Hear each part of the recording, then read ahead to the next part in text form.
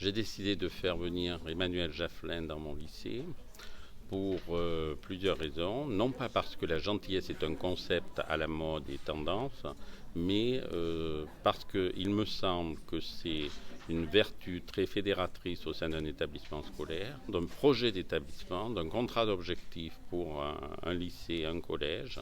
Alors à la base, professeur de philosophie, ancien diplomate, écrivain et conférencier, qui cherche à valoriser la gentillesse pour changer le monde. Parce que c'est par les petits gestes, en fait, que les sociétés se stabilisent et évoluent. Et on voit bien que c'est quand il y a des révolutions que c'est catastrophique. Donc la gentillesse, c'est une manière d'assumer un nouveau pouvoir personnel qui nous détache de la vanité, qui nous détache de la subjectivité, qui nous détache au fond de l'égocentrisme. Alors, ce projet associe des élèves des lycées Simone Veil, d'Arsonval, Bossuet, que nous avons fait réfléchir ensemble sur le concept de la gentillesse. Et c'est intéressant de créer une mixité d'élèves d'horizons différents pour les faire se rencontrer autour d'une idée dont ils ne partagent pas forcément le contenu, les contours. Et c'était très riche. On refait un petit peu le forum à l'ancienne, dans un grand amphi, où chacun a pu s'exprimer avec toute la liberté qui lui était offerte. Ça a été un moment vraiment très riche. Alors, la Corrèze m'était inconnue, mais j'avoue que quand j'ai été tenté de parler à la fois aux jeunes et aux adultes dans cette ville magnifique de la gentillesse, je me suis dit qu'on allait changer le monde et dire des choses très simples, puisque être gentil, c'est rendre service à quelqu'un qui vous le demande, et c'est mettre en valeur l'empathie, et c'est sortir de son narcissisme et de son tout à l'ego. Voilà le but de ma présence.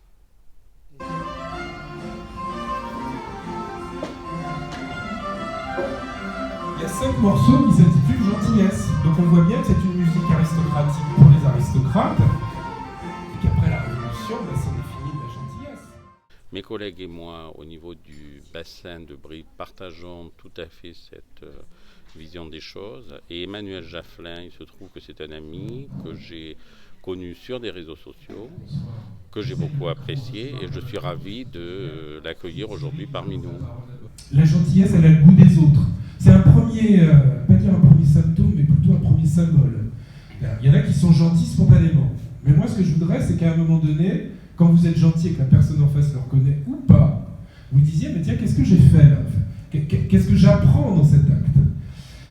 Alors, c'était plus qu'un cours, c'était un exposé sur la gentillesse, mais l'idée, c'est de les convertir à une responsabilité qui montre qu'on est plus fort quand on donne que quand on prend, qu'on est meilleur comme donateur que comme prédateur. Et donc, le gentil, c'est quelqu'un qui a une force morale, qui passe pour ridicule dans notre culture, mais qui, quand on analyse, montre qu'on est beaucoup plus fort que quand on est quelqu'un qui prend, quelqu'un qui est prédateur, quelqu'un qui est obsédé par l'argent, etc. Je voulais vous remercier de l'avoir écouté. Vraiment avec une douceur et une gentillesse qui fait que, mesdames, je vous proclame nouvelles gentes dames du XXIe siècle, et messieurs, nouveaux gentilshommes. Mais je voulais dire que la gentillesse, c'est celle qui fait, cette vertu discrète, qui fait la synthèse entre les vieilles civilisations de l'honneur, celle du Moyen-Âge, et notre société du bonheur. Merci de votre écoute.